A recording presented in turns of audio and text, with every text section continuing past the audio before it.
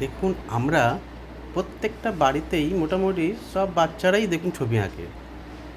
কেউ ভালো আঁকে, কেউ আঁকতে পারে না, কেউ আবার খুব ভালো আঁকে। তো আমার মতে কেউ ভালো খুব ভালো আঁকে কী করে আর কারো খুবই খারাপ হয়। তো এটা মেন কারণ হচ্ছে বাচ্চাদের ইচ্ছে।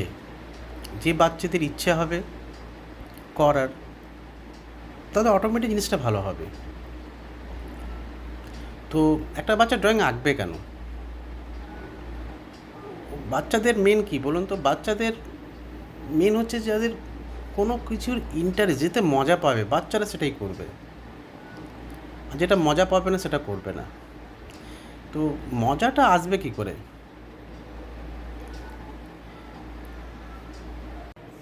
তো বাচ্চাদের কাছে প্রচুর উৎসাহ দিন। ওরা তো ছোট, ওরা ছোটদের মতোই আঁকবে। তো ওদের কাজে প্রচুর উৎসাহ দিন। উৎসাহ পেলে খুব আনন্দ পাবে ওরা। ওরা নিজের কাজের প্রতি ইন্টারেস্ট পাবে, কাজ করতে পারবে।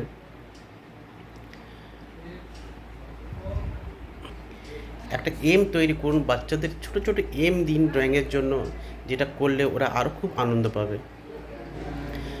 এটা করলে এটা হবে, ওটা করলে এটা পাওয়া যাবে। মাঝে মাঝে কম্পিটিশান পার্টিসিপেট করলেও ওর খুব উৎসাহ হয়, ছোটো ছোটো গিফট পায় ওরা। তো ওদের গিফট দিতে হবে, যেতে ওরা ইন্টারেস্ট পায়, সেটাই আমাদের করতে হবে। কারোর সাথে কম্পেয়ার করলে চলবে না যে ও খুব ভালো আঁকছে, আমাকেও ভালো আঁকতে হবে। তোমার ছবি তোমার কাছে বেস্ট, তোমার ছবির থেকে এই ছবিটা থেকে আরও ভালো করতে হবে, তাহলেই তুমি নিজের ছবি নিজেকে দিয়েই কম্পেয়ার করান, অন্যের ছবির সাথে নয়। আজ তুমি এটা এঁকেছো, কালকে এটা থেকে আরও ভালো হবে। এটা যদি বাচ্চাদের বোঝাতে পারি, তাহলে ওরা আস্তে আস্তে ইমপ্রুভ হতে শুরু করবে।